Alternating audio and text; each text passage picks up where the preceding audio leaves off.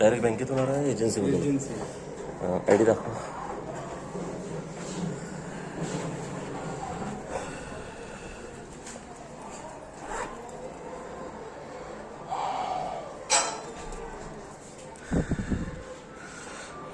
VMCPL Vinayak marketing. अच्छा, Shailesh Ganekar. Phone तर तुम्ही कॉल तर करतच ना? कॉल होत असेल पण कॉन्टॅक्ट नसेल होत तुमचं. शक्यच नाही आहे. कॉन्टॅक्ट होत नसेल म्हणजे नाही नाही म्हणजे बरं, इन केस चला कॉन्टॅक्ट होत नाही, तुम्ही जे बोलता गॅरंटी आहे तुम्हाला कॉन्टॅक्ट नाही? नाही नाही तसं नाही सर. कॉलिंग ऑलरेडी पहिला कॉलिंग होतं. कॉन्टॅक्ट नसेल झालं तर तुम्ही पाठवतो. बरोबर. तुम्हाला गॅरंटी मी माझ्यावर कॉन्टॅक्ट झाला नसेल म्हणून म्हणूनच तुम्ही आला ना? हां हां बरोबर. बरोबर. पण हे कसं माहिती आहे पण रेकॉर्डिंग ऐकवली तर दाखवा मला रेकॉर्डिंग तेव्हाचे मला दाखवा ना सर. दाखवली असेल रेकॉर्डिंग तर? हां असेल मी बरोबर म्हणतो. तर मग एक गोष्ट अशी असते ना की 16 दिवस 15 दिवस काहीतरी कॉन्टॅक्ट नाही झाला तर व्हिजिट होते. ऑलरेडी तुमची हे तुम्ही बोलता खरं, पण प्रत्येक महिन्याला व्हिजिट आहेच.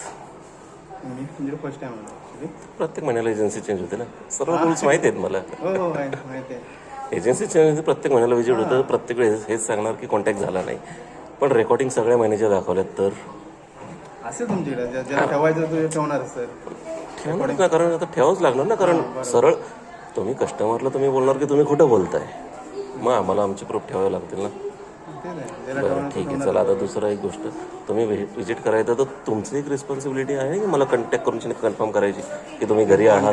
सर ॲक्च्युली कॉलिंगमध्ये अलग असतात ते. व्हिजिटचा तुम्ही DRA केलाय?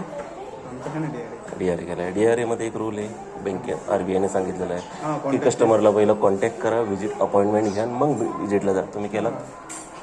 तुम्ही केलात का? मी नाही करू शकत ना. काय नाही करू शकत? व्हिजिटला तुम्ही आलाय ना, DRA तुम्ही केलाय ना? नाही पण सर कसं माहिती आहे काय, कॉलिंगमध्ये अलग असतात. समज त्यांच्याकडून नाही कॉन्टॅक्ट झाला तर मला इकडे हाताळलं की त्यांच्याकडे व्हिजिट मारायचं बस. सर ते समजलं मला, पण ॲज अ DRA तुम्ही एक एजंट आहात, तुम्ही होम व्हिजिटला जाताय, तर कस्टमर बरोबर कॉन्टॅक्ट करून त्याची अपॉइंटमेंट घेऊन त्याच्याबरोबर व्हिजिट करणं हा एक रूल आहे.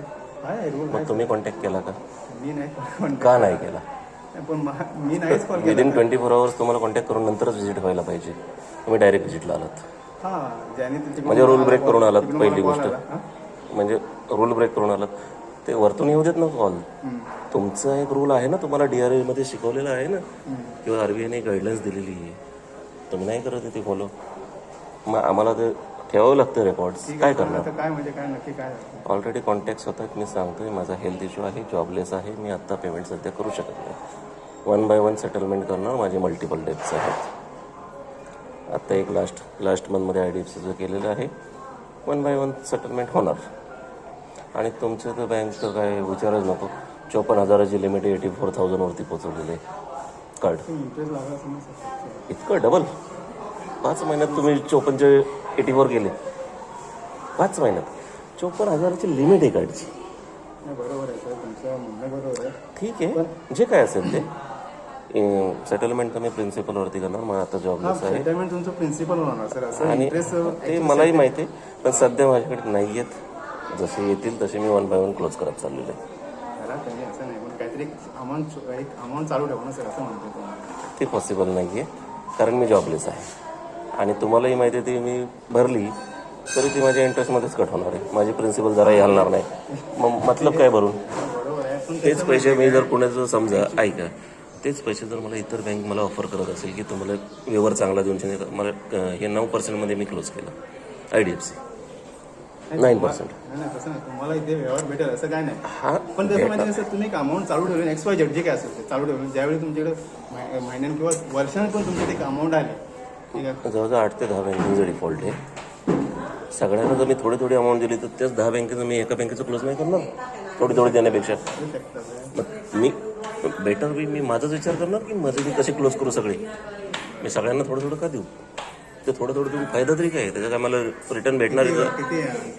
म्हणून 10च्या वरती येते, सोडून देणं विषय तो गोष्ट वेगळी आहे. फक्त मी हे सांगतोय, बाकी इतर बँक पेनल्टी किंवा इंटरेस्ट इतकं लावत नाही. तुमची बँक डायरेक्ट 30,000 5 महिन्यात 30,000 ॲड झाले त्यात. जबरदस्त चाललंय तुमच्या बँकेचं. इंटरेस्टवर तुम्हाला सेटलमेंट होऊ शकत नाही. प्रिन्सिपल असेल ना त्याच्यावर. ही गोष्ट ठीक आहे हो, पण माझा विचार हा आहे की सेटलमेंट जरी केली ते माझ्या सिव्हिलमध्ये सिव्हिल खराब होणार आहे. हां आत्ता सध्या मी जॉबलेस आहे किंवा आता माझा हेल्थ इश्यू आहे. इन फ्युचर जर मी ते सेटलमेंट काढायचे असेल मला तर जी आउटस्टँडिंग अमाऊंट जी मला वेवर दिलं तो मला पूर्ण पे करावं लागेल. त्यावेळेसच माझं ते सिव्हिलमधनं सेटलमेंट हटेल. तुम्ही एवढे वाढवल्यानंतर मग तो विचार तरी कसा करता येईल मला सेटलमेंट हलवायची. आत्ता भले सेटलमेंट करेल 1 वर्षाने 2 वर्षाने मला ते कट करायचे असेल तर हा डबल अमाऊंट तुम्ही 5 महिन्यातच करून टाकला. नाही एकदा तुम्ही सेटलमेंट केले तुमचे तर तुम्हाला इंटरेस्ट वाढत नाही सर. अरे तुमच्या लक्षात नाही आलं. आत्ता किती माझं कार्ड आहे 54,000. आता मला किती आउटस्टँडिंग दाखवते 84,000 बरोबर. आता जर मी समजा सेटलमेंट केली 54,000ची त्यानुसार प्रिन्सिपलवरती वेवर जे पण आहे मला 10-12 काय % भेटेल त्याच्यावरती एक 7-8 हजार जरी केली. पण जी वरची अमाऊंट मी जर विचार करतो की मी 50-60 हजार भरून माझं सेटलमेंटचा अमाऊंट मी काढू शकतो. पण इथं 50-60 नाही राहत ना 70-80कडे जातो आहे. आणि अजून मला 1-2 महिने लेट झालं तर हा 80चा आकडा तर ₹1,00,000 क्रॉस करेल. मग आता काय तुमचं काय चालेल सांगितलं सध्या माझ्याकडे आत्ता पैसे नाही आहेत. जसे अवेलेबल होतील तसे मी सेटलमेंट करत चाललेलो आहे. जॉबलेस आहे, हेल्थचा इश्यू आहे, हे समोर तुम्ही बघताय की हा मी काही शोसाठी नाही बेल्ट ऑफ करत. माझा बॅगचा प्रॉब्लेम आहे. मी घरी आणि घरीच भेटले तुम्हाला. तुम्ही जरी फोन करून आलात एक तर रोल ब्रेक करून आलात पण तरी पण फोन करून आला असतात तरी मी 2 मिनटं बोलू शकता का? कोणाशी नाही आवश्यकता नाही. तुम्ही व्हिजिटला आले तुम्ही अपडेट द्या तुमचं. मी सांगितलं तुम्हाला सर्व. मी वेगळं काय बोलणार नाही आहे. बाकी त्या मॅडमला ते कॉलिंगचे आहेत. कॉल तर करतात. ज्यावेळेस कॉल येईल त्यावेळेस बोलेल. त्यांच्याशी बोलण्याची